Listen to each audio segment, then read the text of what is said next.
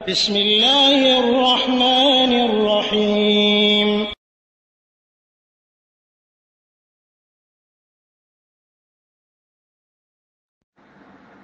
ওয়ালাইকুম আসসালাম রহমতুল্লাহি ওয়া বারাকাতুহু। উম্মে হাসান নামের বোন জিজ্ঞাসা করেছেন, জানতে চেয়েছেন যে কোন মহিলা যদি তার স্বামীর আত্মীয় স্বজনের সাথে, ব্র্যাকেটে বলেছেন অন্যায় অনাচার জুলুম নির্যাতন থেকে বাঁচার জন্য সম্পর্ক ছিন্ন করে, তাহলে কি সে মহিলার জন্য জান্নাত হারাম হয়ে যাবে? বিষয়টি ব্যাখ্যা সাপেক্ষ। যদি কেউ কারো অনিষ্ট থেকে, নির্যাতন জুলুম থেকে বাঁচার জন্য তাকে এড়িয়ে চলে, তাহলে তো সে নিজের সেফটির জন্য এমনটি করেছে। তো এমত অবস্থায় সালাম দেওয়াই যথেষ্ট, অর্থাৎ সালাম বিনিময় করলে বা হালকা কথাবার্তা করলেই যথেষ্ট হয়ে যাবে ইনশাআল্লাহ। প্রয়োজনের অতিরিক্ত কথা বলার কোনো প্রয়োজন নাই। বিশেষ করে যাদের সাথে যাদের জুলুম নির্যাতনের শিকার হওয়ার আশঙ্কা রয়েছে, তাদের সাথে সম্পর্ক সেরকম রাখতে হবে, পাতলা সম্পর্ক রাখতে হবে, সালাম কালামের ভিতরে সীমাবদ্ধ থাকলেই হবে। আর টোটালি সালাম দেওয়া বন্ধ করা, কথাবার্তা মোটেও বলা বলি নেই, এরকম চলবে না। এমনটির মেয়াদ রয়েছে 3 দিন 3 রাত, এর বেশি নয়। রাসূলুল্লাহ সাল্লাল্লাহু আলাইহি ওয়াসাল্লাম বলেছেন, লা ইয়াহিলু লিল মুমিন আন ইয়াহজুরা আখাহু ফাওকা সালাসিন ইউরিদু হাযা ওয়া ইউরিদু হাযা ওয়া খায়রুহুম আল্লাযী ইয়াবদাউ বিসসালাম। সহিহ হাদিসে এভাবে বলা হয়েছে, যে সহিহ বুখারী সহ বিভিন্ন হাদিসে এসেছে যে কোনো মুমিনের জন্য যে আল্লাহ এবং পরকালে বিশ্বাসী, তার জন্য হালাল হবে না তার মুমিন ভাইকে পরিত্যাগ করা, তার সাথে কথাবার্তা বন্ধ করে রাখা, সম্পর্ক ছিন্ন করে রাখা হালাল হবে না 3 দিনের ঊর্ধ্বে। ইউরজাহাদা ও ইউরজাহাদ, এ বিমুখ ওর থেকে, এ ওর থেকে বিমুখ, এও বিমুখ ও বিমুখ, কেউ কারোর দিকে চায় না, কেউ কারোর সাথে সম্পর্ক রাখে না।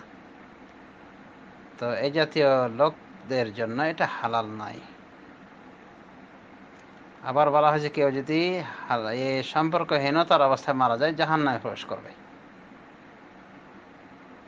বিনা কারণে বা দুনিয়াবি কোনো কারণে যদি কারোর সাথে সম্পর্ক পরিত্যাগ করে আর এই অবস্থায় মারা যায়, সে জাহান্নামে চলে যাবে। সুতরাং দুনিয়াবি বিষয়ে 3 দিনের বেশি কথাবার্তা বলা বন্ধ রাখা উচিত নয়। তবে হাদিসে এটাও বলা হয়েছে, খায়রুহুম আল্লাযী ইয়াবদাউ বিসসালাম, আর ওই দুইজনের মধ্যে, অর্থাৎ কথাবার্তা পরিত্যাগকারী, সম্পর্ক ছিন্নকারী দুইজনের মধ্যে ওই ব্যক্তি উত্তম যে সালাম দিয়ে সূচনা করে।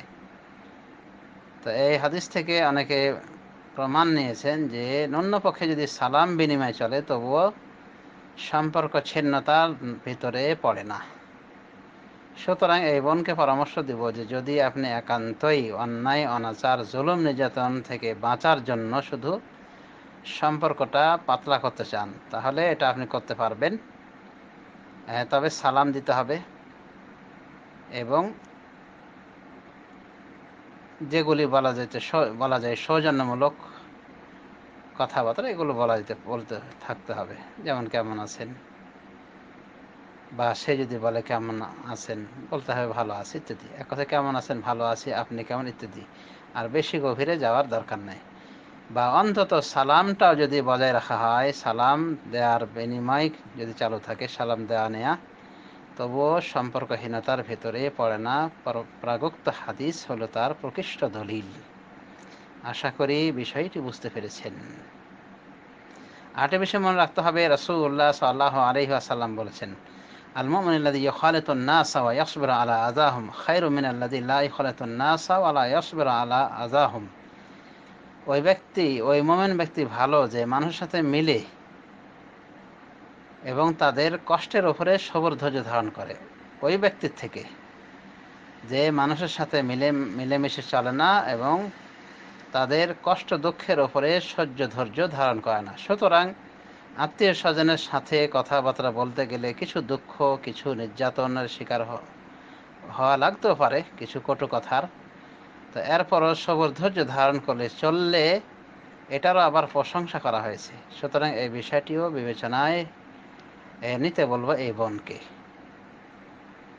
তারপর হাদিসে এটা বলা হয়েছে, ওই ব্যক্তি উত্তম যে মানুষকে ভালোবাসে এবং তাকেও মানুষ ভালোবাসে।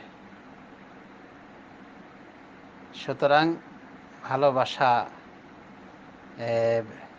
মানুষের একটি কাম্য বিষয়। অতএব চেষ্টা করতে হবে মানুষের সাথে মিলেজুলে চলার। তবে যদি দেখা যায় যে আসলেই মানুষগুলি অমানুষের মতো, দুঃখ দেয়, কষ্ট দেয়, নির্যাতন করে, কথার পীড়া সবসময় ভোগা লাগে, তাহলে তাদেরকে ওইভাবে পরিত্যাগ করা উচিত।